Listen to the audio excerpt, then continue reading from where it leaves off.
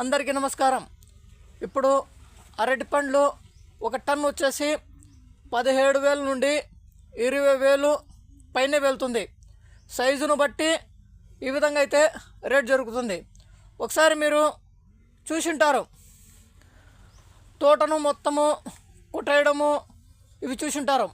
అప్పుడు వచ్చేసి వాతావరణము అనుకూలంగా లేదు, వర్షాలు పడడంతో పాటు అలాగే అరటికాయలు కూడా అరటి పండ్లు ఒకేసారిగా ఎక్కువగా వచ్చేసాయి. అలాగే పంట విస్తీర్ణం కూడా ఎక్కువగా జరిగింది.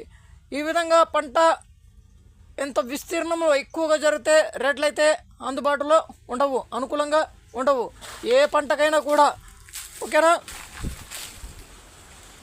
ఇప్పుడు వచ్చేసి ఎంతోమంది కొట్టేశారు కాబట్టి, అలాగే పంట విస్తీర్ణము తగ్గిపోయింది కాబట్టి ఇప్పుడైతే రేట్లు అయితే ఉన్నాయి.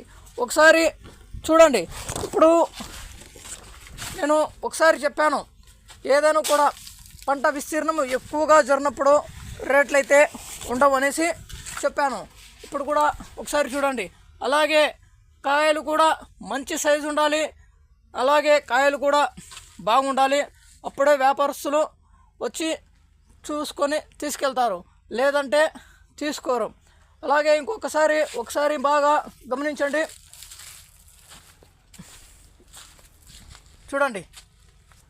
అలాగే ఇక్కడ కూడా పంట ఎక్కువగా విస్తీర్ణంలో జరిగింది.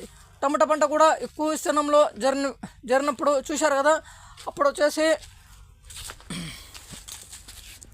ఎక్కువగా జరిగినప్పుడు ఏమవుతుందంటే ఇంకా రేట్లు అయితే ఉండక రోడ్లపైన పారేస్తుంటారు, ఎక్కడైనా తీసుకెళ్ళి ఇంకా చెరువులలో ఎక్కడంటే అక్కడ పారేస్తుంటారు.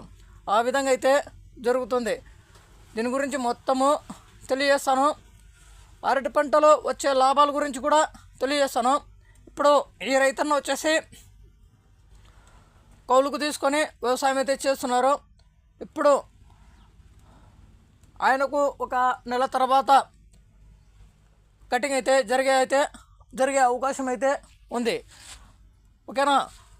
దీని గురించి మొత్తము తెలియజేస్తాను. ఈ విధంగా అయితే ఉంటుంది. టమాటా పండ్లు ఇప్పుడు అక్కడి నుండే వస్తున్నాయి ఎక్కువగా.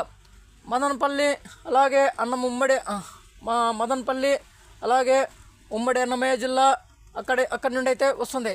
ఇక్కడ చాలా చోట్ల అయితే లేదు పంట, అందుకోసమే టమాటాకు రేట్లు అయితే ఉన్నాయి. ఈ విధంగా